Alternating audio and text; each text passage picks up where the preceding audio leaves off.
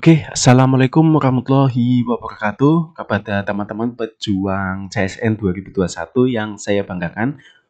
Pada edisi kali ini saya akan share mengenai FR soal analisa dan perancangan sistem informasi dalam SKB Pranata Komputer tahun 2020 kemarin ya. Berikut ini materinya.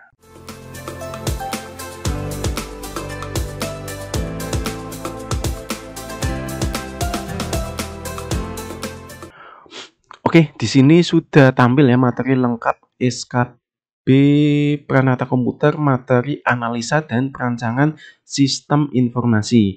Nah, bagi teman-teman yang bingung bagaimana cara mendapatkan materi ini, silakan teman-teman bisa gabung di kelas SKB Pranata Komputer atau kelas premium SKB Pranata Komputer. Silakan teman-teman nanti bisa hubungi kontak di bawah ini ya. Nah, bicara tentang materi analisa dan perancangan sistem informasi ini mungkin materi yang cukup rumit ya. Cukup rumit dalam SKB Pranata Komputer selain materi layanan TI dan materi audit TI. Nah, ini juga salah satu materi yang cukup rumit. Jadi teman-teman harus memahami ya, tidak sekedar membaca tetapi memahami arti dari perancangan itu sendiri dan analisa dalam pembuatan perangkat lunak. Yang pertama yang perlu teman-teman pelajari ini flowchart ya. Flowchart ini biasanya yang ditanyakan simbol ini. Ini simbol apa? Biasanya sih yang keluar simbol decision ya, keputusan. Ini yang belah ketupat ini. Teman-teman jangan lupa ini. Ini sering ditanyakan. Kemudian SDLC. Nah, ini SDLC teman-teman nanti yang keluar, yang pasti keluar ini tahapan SDLC ya. Mulai dari perencanaan, kemudian analisa sistem, kemudian desain sistem, kemudian implementasi, kemudian integrasi dan uji coba, dan yang keenam adalah pemeliharaan. Nah, ini ditanyakan dalam SDLC ini, tahap-tahapannya. Kemudian untuk metodologi SDLC, ini ada beberapa metode dalam SDLC. Di sini ada 13 yang dibahas dalam metode SDLC ini ya. Ini mulai dari waterfall atau air terjun. Ini biasanya yang ditanyakan kelebihan dan kekurangannya.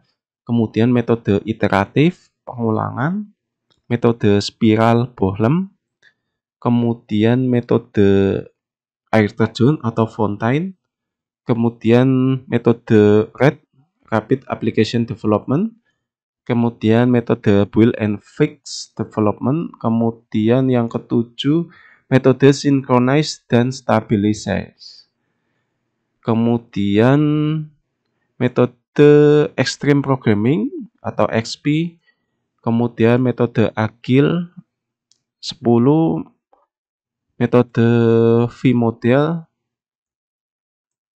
10 ya, berarti ini 11 ini. Metode Prototype 12, metode RUP, Rational Unveiled Process, kemudian 13 Scrum, dan ke-14 Big Bang. Jadi ada 14 yang kita pelajari ini ya. Nah, ini untuk mempelajari ini teman-teman harus memahami ya. Harus memahami plus minusnya apa. Biasanya ini yang ditanyakan seperti ini. Misalkan SDLC yang cocok untuk tim kecil itu seperti apa? Kemudian SDLC yang cocok untuk pengembangan selanjutnya itu seperti apa? Kemudian ini SDLC yang digunakan oleh Microsoft perusahaan besar itu apa? Biasanya ini. Kemudian metode agile ini. Nah, ini juga ditanyakan ini. Oke.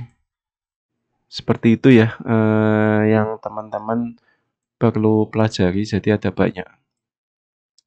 Kalau teman-teman nggak mempersiapkan dari sekarang, agaknya cukup berat ya untuk mempelajari materi SKB Pranata Komputer, karena materinya itu cukup banyak. Kemudian setiap materi aja kalau di kelas SKB Pranata Komputer itu setiap materi ada 35 lembar ya kata-kata. Jadi bisa dikalikan sendiri, kalau misalkan ada materi 8 materi berarti 8 kali 35 lembar. Itu hanya materinya aja. Bayangkan jika teman-teman mencari sendiri, tentu banyak materi yang tercecer ya. Materi yang belum sempat teman-teman baca. Kalau di sini kan sudah kita bikin secara terstruktur sesuai dengan kurikulum, sehingga tidak ada materi yang terlewatkan. Seperti itu. Kemudian ada teknik pengujian dalam perangkat lunak. Nah, ini kita kenal sebagai white box testing, black box testing, dan gray box testing. Nah, ini seperti apa? Kelebihan, kelemahan, jangan lupa itu juga ditanyakan ya. Kemudian ini susunan pengujian perangkat lunak. Nah, yang sering keluar itu dalam acceptance testing itu kita kenal alpha testing dan beta testing. Nah, alpha testing itu dilakukan oleh siapa, beta testing dilakukan oleh siapa. Nah, ini juga tahun kemarin keluar. Kemudian jenis pengujian perangkat sistem. Ini juga teman-teman perlu mempelajari ya jenis-jenis pengujian perangkat sistem. Oke, mungkin itu aja yang bisa saya sampaikan.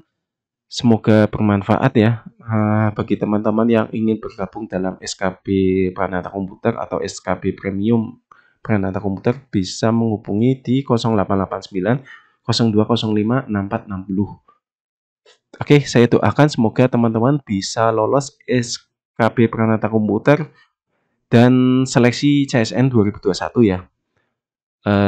Klik like jika kalian suka dengan video ini dan share video ini ke sosial media kalian. Saya Basuki Rahmat, salam Prakom Indonesia. Wassalamualaikum warahmatullahi wabarakatuh.